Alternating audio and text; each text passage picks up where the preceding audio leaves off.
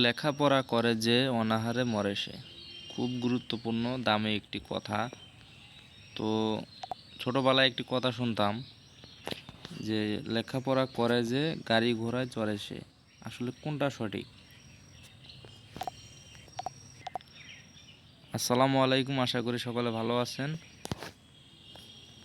তো কিছুদিন আগে দেখলাম কোনো এক টিকটকার 2 কোটির উপরে একটি গাড়ি কিনেছে, যা ফেসবুক বা বিভিন্ন সোশ্যাল মিডিয়া দেখতে পারতেছে সবাই, মূলত একটা আলোচিত খবর।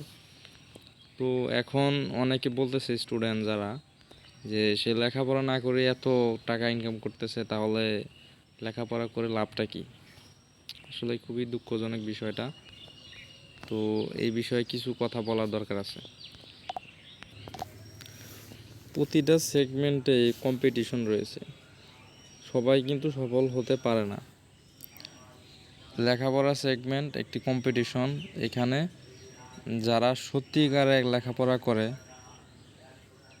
তারাই আসলে সফল হয়, আর আমরা যারা নামমাত্র লেখাপড়া করি, তো তারা সেই ক্ষেত্রে আমরা হতাশ হয়ে যাই এবং ভাবি যে লেখাপড়া করে কোনো কিছু হয় না বা করা যায় না। আপনি দেখবেন আপনার আশেপাশে যারা ভালোভাবে লেখাপড়া করেছে, প্রপার টাইম তারা ইনভেস্ট করেছে বা তারা ফাঁকিবাজি করেনি, তারা কিন্তু লেখাপড়া করে এস্টাবলিশড। তো এখন আমরা হয়তো ভালোভাবে লেখাপড়া করিনি, ফাঁকিবাজি করেছি, কোনো রকম নামমাত্রভাবে পাস করেছি বা লেখাপড়া করতেছি, লেখাপড়া হবে অনেক কিছু হবেই। তাদের ক্ষেত্রে আমরা লেখাপড়া আমাদের খুব একটা কাজে আসেও না, বা আমরা ওই জিনিসটা আমরা খুব ভালোভাবে করি না। সেজন্যই লেখাপড়া আমরা 10 থেকে 15 হাজার টাকা চাকরি পাওয়ার জন্য আমরা ঘুরি, কিন্তু অনেকে আমরা পাই না। ঠিক আছে, তেমনিভাবে সোশ্যাল মিডিয়াতেও অনেক কন্টেন্ট ক্রিয়েটার আছে, কিন্তু সবাই কিন্তু সফলতা পায় না। আমরা দেখি যারা সফল হয়েছে তাদেরকে আমরা লাইফস্টাইল দেখি বা তাদের ইনকাম নিয়ে আমরা হতাশ হয়ে যাই, বা আমাদের তখন হিতাহিত জ্ঞান কাজ করে না, মাথা কাজ করে না।